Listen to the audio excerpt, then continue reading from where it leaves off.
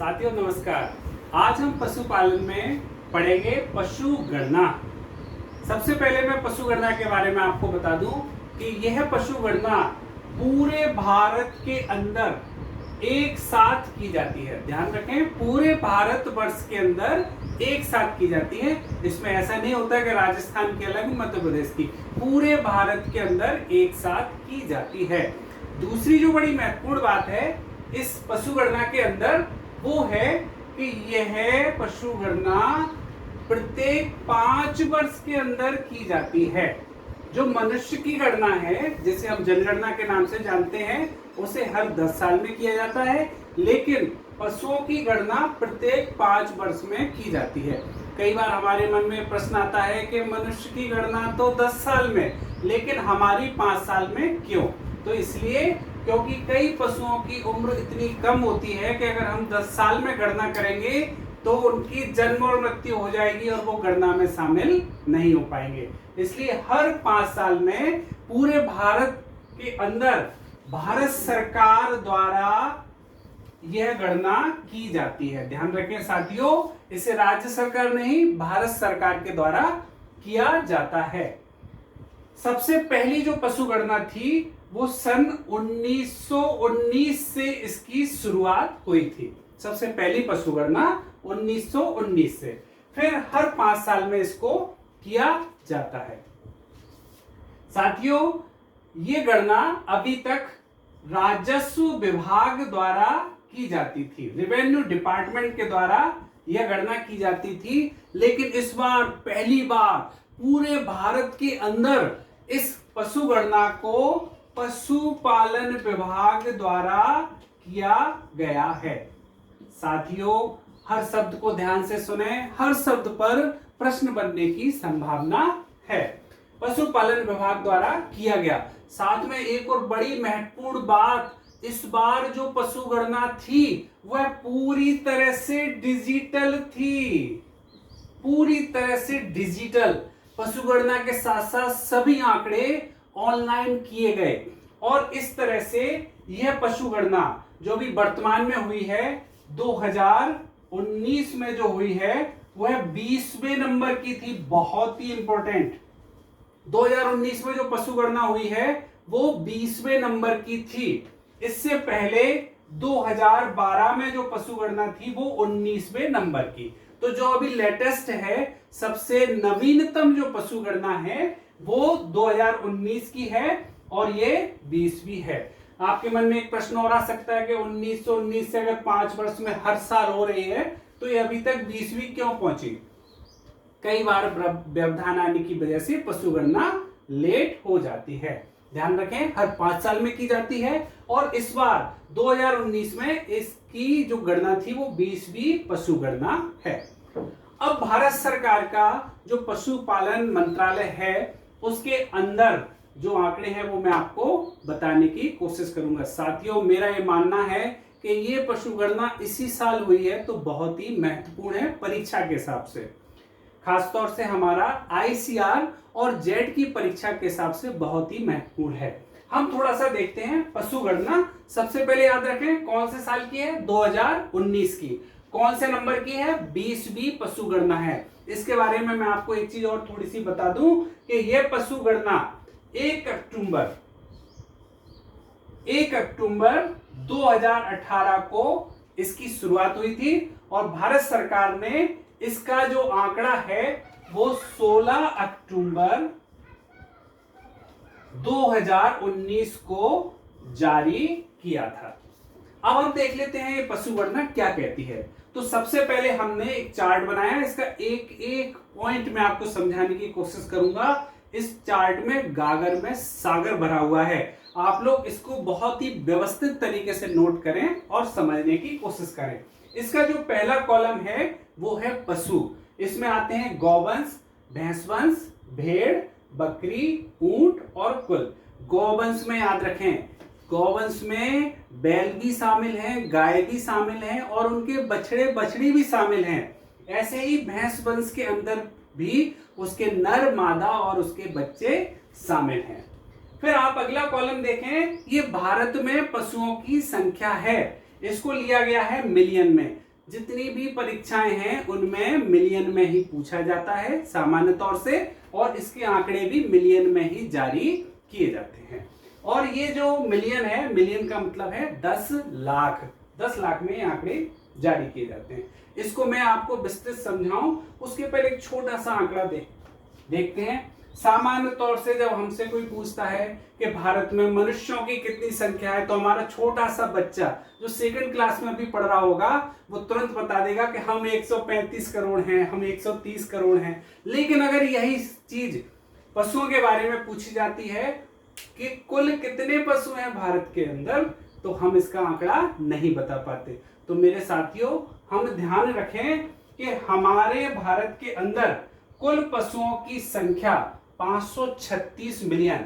अगर हम इसे करोड़ में आंकते हैं तो ये करीब 53.6 करोड़ होती है।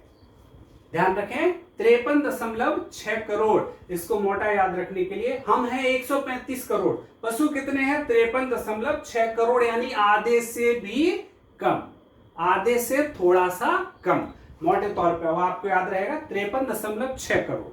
अब यहां देखते हैं अपन, भारत में गौवंश की संख्या 193.46 मिलियन है, 193.46 मिलियन।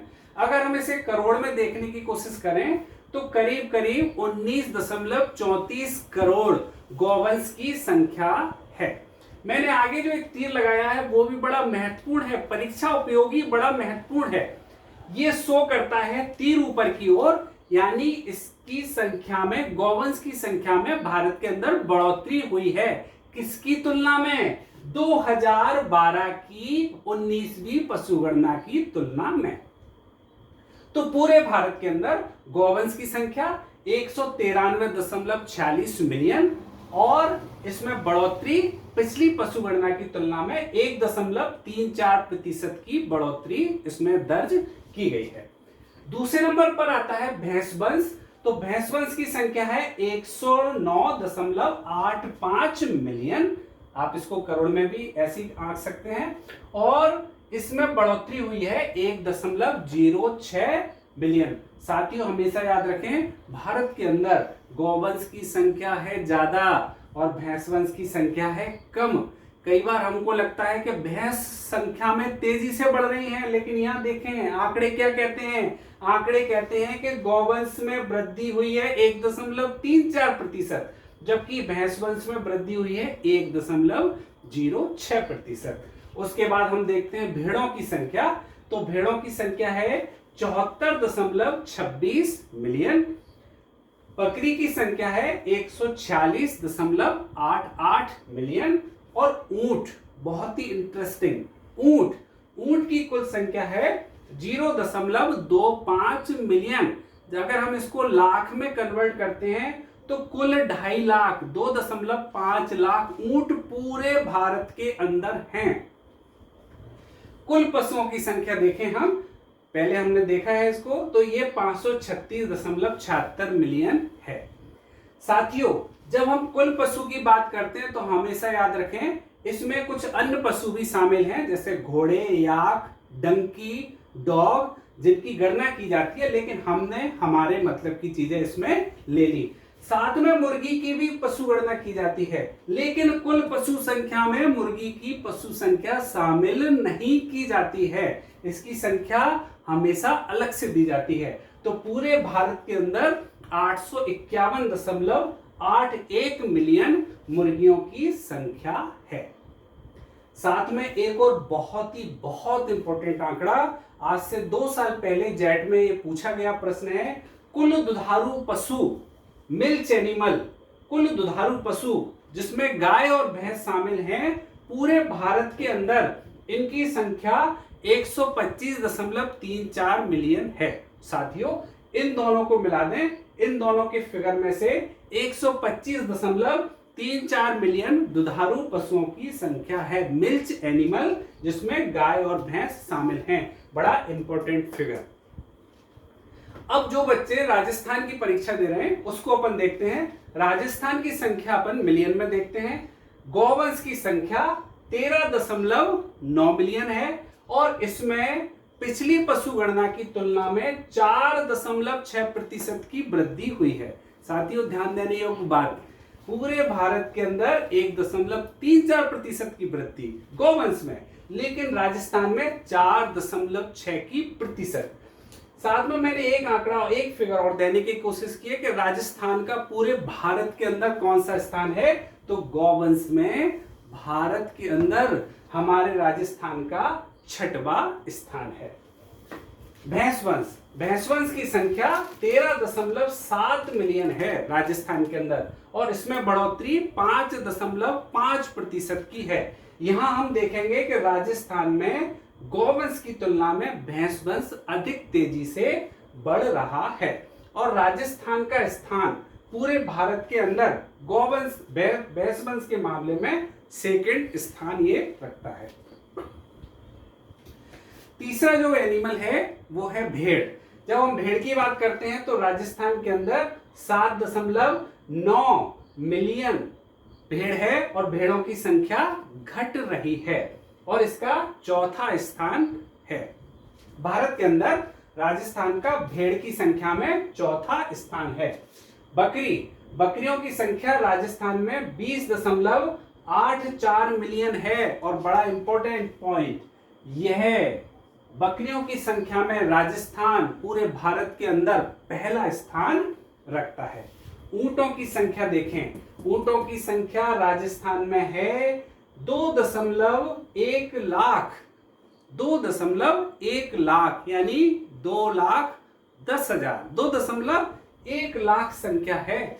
देखें अपन यहां पूरे भारत के अंदर 2.5 लाख, और उसमें से 2.1 लाख सिर्फ कहां, राजस्थान में, और ये राजस्थान ऊंट के मामले में प्रथम स्थान रखता है। ऊंट और बकरी इन दोनों मामलों में राजस्थान का प्रथम स्थान है। कुल पशुओं की अगर हम संख्या देखें तो कुल पशुओं की संख्या करीब 56.8 मिलियन है। मैं एक बार और दोहरा दूं, ये सभी जो आंकड़े अपन ने लिए हैं वो भारत सरकार के पशुपालन विभाग से लिए गए हैं, उनके द्वारा जारी किए आंकड़े हमने लिए गए हैं। यहां हम एक फिगर और देखने की कोशिश करें कि कुल पशुओं की संख्या राजस्थान के अंदर कितनी है। तो जो भारत के अंदर करीब 536 मिलियन है, उसमें से 56 मिलियन संख्या राजस्थान के अंदर है, जो करीब 10% से भी अधिक ये फिगर आता है। मुर्गियों की संख्या देखें तो राजस्थान के अंदर 14.62 मिलियन इसकी संख्या है। तो साथियों बहुत ही इंपॉर्टेंट ये फिगर है, आप इसको बहुत अच्छे से अध्ययन करें। साथ ही अध्ययन करने के बाद ध्यान रखें कि नीचे सब्सक्रिप्शन में जाकर के इस चैनल को सब्सक्राइब करें, लाइक करें और ज्यादा से ज्यादा लोगों के साथ शेयर करें, जिससे आपको ये महत्वपूर्ण लेक्चर आपको देखने को मिल सके। धन्यवाद।